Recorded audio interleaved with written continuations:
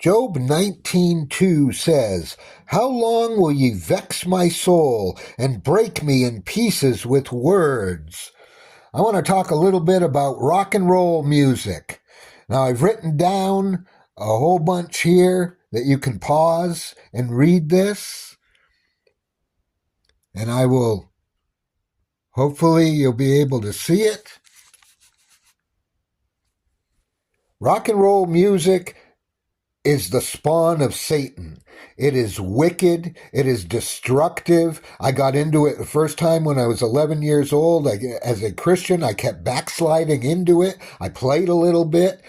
And I can tell you, it is nothing but darkness. It is wickedness. It is satanic to the core. And we must repent and draw close to Jesus.